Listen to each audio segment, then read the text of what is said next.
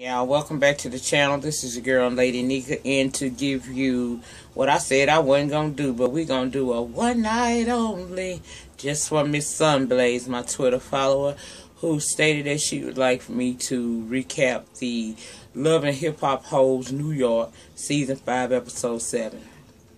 I really don't do these women because these hoes work me like a full-time job with no benefits. But I'm going to go on and do it per sub request because I love you like that and I want to make you happy. And anytime I can do something or talk about something my subbies want, I'm going to come on in and bite the bullet and try to do it. So with that being said, let's roll on into this thing. We started off with a photo shoot for Johnny Blaze. Johnny Blaze used to be a stripper, but apparently now she has decided that she has some musical talents and she would like to work with Rich Dollars. Backstory on them two motherfuckers is they used to fuck around back in the day, and apparently Rich must have made her feel some kind of damn way, cause when he stopped fucking with her, the bitch exposed him on Twitter, put out pictures up of him, and she also released his personal cell phone number. Bitch did that.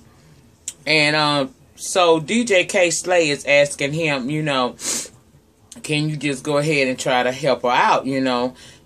She's a possible money maker.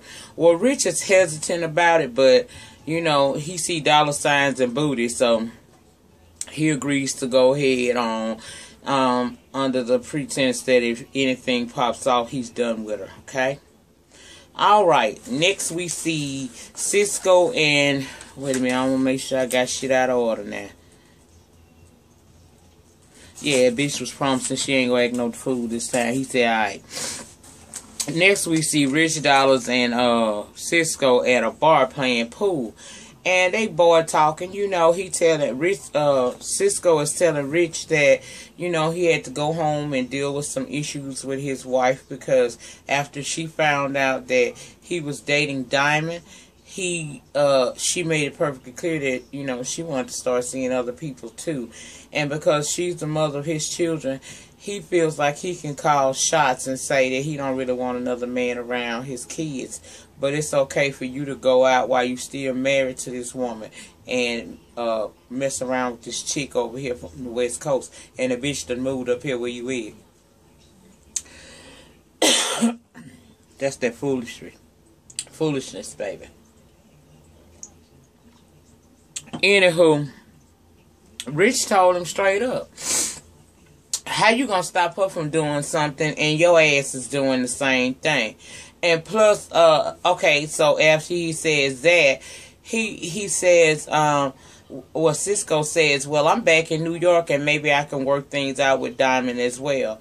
Well, Rich Dollars with his miss ass put a whole motherfucking phone in his face. Here, this her new man. Y'all, do y'all know that big red motherfucker got mad? He got mad like he been done wrong. So he decides he gonna have a meeting with her. Alright, so we won't wait on the meeting. Alright, in the meantime, in between time, Yandy meets up with Tara and two of their other friends, and it's at this meeting that Yandy tells Tara that she's pregnant. Now, Yandy girl, you're an entrepreneur, what girls like, what girls rock, some shit like that. But girl, you bought your coin. You understand what I'm saying?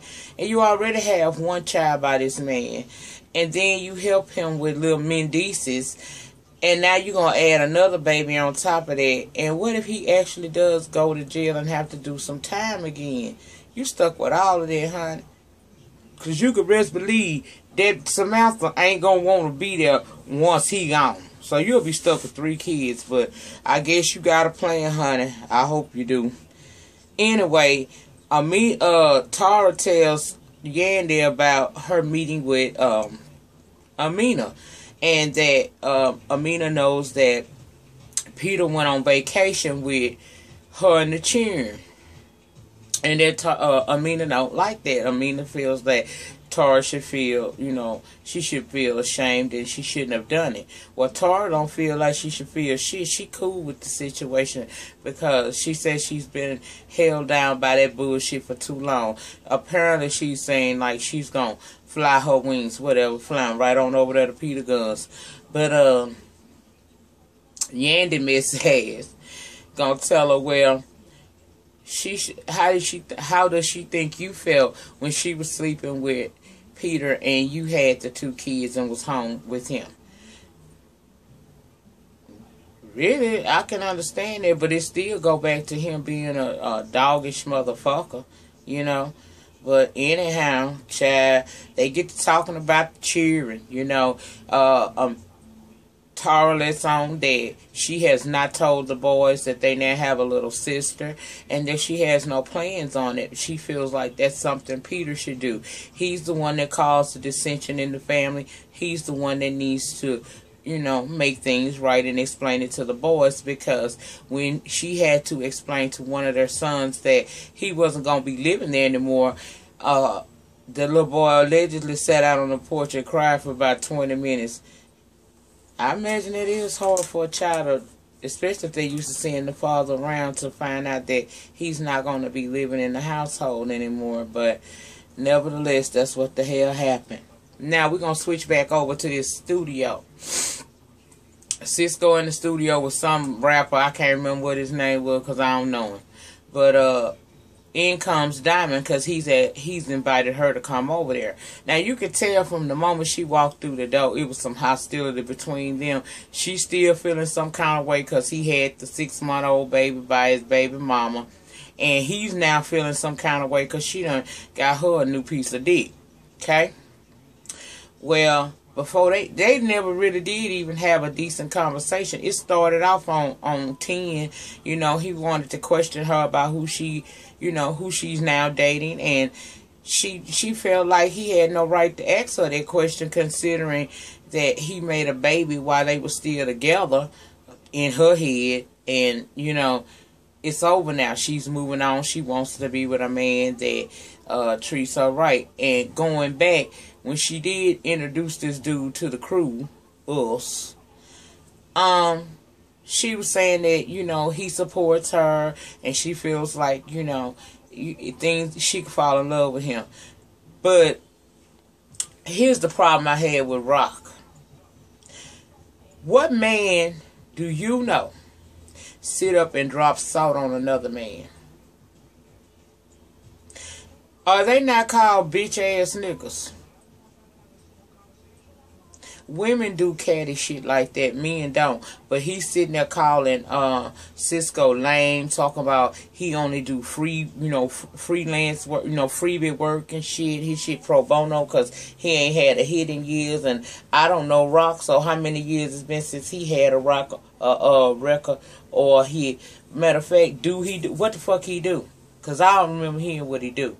But anyway, she eating the shit up, at him calling Cisco lame, when in my opinion, he lame, Cisco lame, and she even lamer. And it's at this meeting with her boyfriend that she says that she decided that she's going to stay in New York. What you gonna do with your child? See, that's how y'all girls be having it fucked up, for real, for real. You sit up and make these damn babies and you think your grandmother, you think your mama, because she's the grandmother, is going to sit there and raise the kids so you can run out and have the life that you feel like you always should have had. But that mama a damn fool and she stay on the job because who? Bitch, fire me for job abandonment, or better yet, a hoe quit. Because what you will not do at 42 is turn me into no Class A daycare center attendant. I ain't watching shit unless I want to. You had him, you take care of him. I do what I want to. Grandmas is when they feel like it, don't you? They don't understand, honey. Grandmas are not obligated. The only thing we obligated to do is wake up and try our best every day. That's the only damn thing we obligated to do. We're not obligated to turn our homes into Class A daycare centers when you ain't got sense enough to use some of this birth control that's out here to protect you from having to do that. She a damn fool if she do keep the little girl, because I wouldn't. And that's all I got to say about this shit. But anywho, they in the studio. He done asked her a question. He done told her that, but she's like, I moved here to be with you because you asked me to. And it's at that moment he tell her, I ain't never invited, I didn't tell you to come down here and stay with me. That's what you would wanted to do. He also told her, I can see now that it wasn't about me because no soon did we have an issue, you ran to a whole nother nigga. Well, no soon did you, I mean, how many times, you was only seeing her once a month. How many times per month were you seeing the wife and whoever else you got on the side? Because we know your big Sasquatch red looking ass ain't going to admit that you been doing it. But we know, bitch, we know. Anyway, child, they get into this argument, and of course the VH1 staff and security jumped on the scene immediately because he does give off I'll kick a bitch ass tease. And he tried to pull a Nino and tell that hoe she was canceled. She was like, I don't even give a fuck. He called her a couple of bitches. That girl said, your mammy a bitch and you too. I was here for it, honey. I was here for it. That was the first time that little nitwit done said something that really made sense. Fuck him. You can do better, honey. And better means go home and get your motherfucking child and start living off this strawberry name and let the roll that bitch till the wheels fall off. The in between time, try to figure out what you need to be doing for yourself. But roll on that damn strawberry last name. I know it still got some weight in Hollywood somewhere. Next, we see Johnny Blaze and Rich Dollar sit down to have a conversation.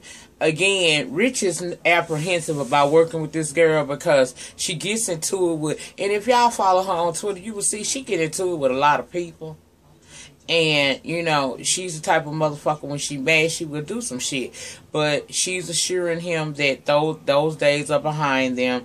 And she apologized to him. And he basically let her know yet again, I'm going to try to work with you. But the first time of your bullshit or any of your shenanigans, I'm going to drop your ass like a hot potato because I ain't got time for it.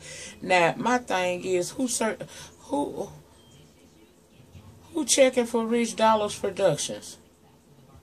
If y'all know, leave it in the comments below. But anywho, then we see Peter talking to Amina, and he lying as usual. You know, y'all, he done been delivered. He realized he want his wife, whatever. What it is Peter realizes he losing control. That he still got some control over Tara. She talk good shit, but we all know she a weak hoe. But with this one here, this girl probably will leave and take this baby and go overseas where she's from. So he don't want that to happen. I mean, he's trying to feed her all the shit he think that she possibly want to hear, up to and including, you know, getting married over in Germany so her family can meet him. And at this point, she's not certain she even wants to continue on because he's done so much stuff to her. You understand what I'm saying? But then again, he only doing what you allow. So I really don't feel sorry for neither one of them. I think this is a sick ass. They all need to just move in together, all of them, because it's some nasty motherfucker. All y'all just need to get one big ass house and everybody just live and coexist in that hole. That's what I would do. Cause all this craziness, child, anybody got time for this shit? Wanna watch you hoes now? Next we got Rich, Paris, and Sin. They meet up to, you know, do some strategy talk and stuff. And Sin and Rich are discussing this song that she want to do, you know, in memory of her brother who killed himself. Whereas Paris is listening to it, her frustration is building because she stated she left G Money because she felt, G Unit, because she felt like she wasn't getting any recognition. Well, Rich ain't doing shit with her either, and so she let him know, hey, what you plan on doing with me? And Rich tells her, well, first of all, you need to stop getting in projects and on videos with other people. I need to know what you're doing if you want me to help you get to the next level. So she told him, all right, motherfucker, I'm gonna be cool. But please know I can act a fool, and I think she gonna act a fool next motherfucking episode, because I think her and Johnny Blaze gonna get into it because Rich gonna be trying to work with her. I think he just got Paris on hold. He gonna deal with her when he get ready to, and she gonna eventually realize what the deal is. And again, I say, who the fuck is checking for any Rich Dollar Productions? Child, quit it. Next was the big meeting between Mendici, Miss Judy, his mama, Samantha, the baby mama, and Kim, Sam's mom, a.k.a. She-Beast. Baby, that was one rough, big, butch-looking bitch. But I ain't mad at you, girl. Go ahead. That's your style. Do you, boo. But ain't nothing about you said, mama. But, hey, then again, I'm 42. Do I really look like a grandma? Don't answer that. Don't you motherfucking answer that. But, they meet up and, you know, it starts off with Mendici telling Kim that he really didn't appreciate the conversation. I guess she either left him a voicemail or she told him actually to his ear as he answered his phone that he needed to get the shit straight. Her position is she just wants the child to be happy and to be a part of both of their lives. However, I feel like her daughter want a little bit more. Her daughter sitting up seeing Mendici and Yandy on this show, and I think old girl looking for a piece of the pie, and she probably went over there and said, "Hey, Mona, bitch. Mona. Now, I know you the queen of controversy, bitch. Put me on this show. I'm his baby mama. We can turn this shit all the way up." And being the type of motherfucker Mona is, she slapped her right on there. Now, I don't know how much of a coin she get. But, girl, for you to look retarded as you are right now trying to turn that man into a weekend parent when he been taking care of that kid for 8 years and you ain't been helping him with that is retarded. Girl, you sound like you got something up your sleeve, but, you know, it turned bad because they went to arguing about, you know, what they felt like was their position. And Samantha goes on to say that she feels that Lil Mendici should be living with her because he needs help in school. She don't feel that he's actually, you know, excelling in school because he stuttered. Girl, I stuttered the first few years and was a straight A student all the way through. Play with me.